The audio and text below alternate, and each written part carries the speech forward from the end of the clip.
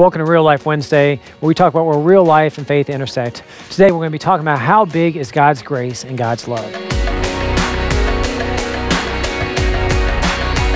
There's a parishioner that I had in my congregation I served 20-some years ago, and he had, my wife corrected me recently, it was in the 1930s, and his father bought a brand new truck. And back then, when you had a new vehicle, you paid for it in cash. You had all the money saved for ahead of time. There's no loans or anything like that for it. His father got a brand new truck, and he drove it home, and his son said, look, I have a date tonight. Is there a way I could borrow it? And his father said, yeah, of course you can borrow it. So he went out on the dad's new truck. He was so excited. He went a few miles down the road and said, oh no, I forgot my wallet. Got home and ran into the house to get his wallet, ran back out to where the truck was, and it was there, but it wasn't anymore.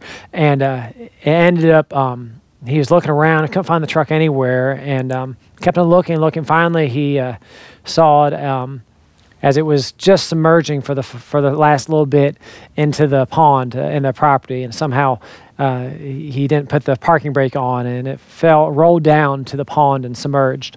And he was, oh my goodness, he was just so embarrassed about himself, but also he was afraid.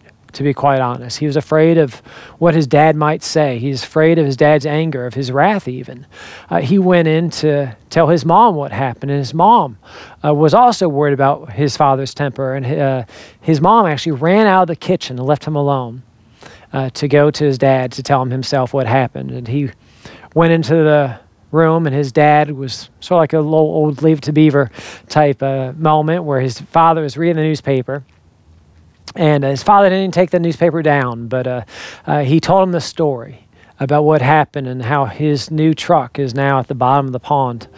And the father surprised him by saying, well, I guess that means you're going to have to take the other car then, aren't you? And he was thankful for a way to escape this moment, and he escaped his father's house without experiencing his wrath. And he drove about a mile down the road, and he had to pull over. Because he was just crying so much. And with tears in his eyes, he said, it hit me that my dad's love is bigger than his wrath, that his grace was bigger than his anger. And that's like our Father in heaven. It talks 34 times about God's wrath and his anger sometimes in the Old Testament. But his love is always bigger. His love is so great that he sent his only begotten Son to die on the cross that we might live forever with him. So whenever you think about God's wrath, know that his grace and his love is even bigger. Amen and amen.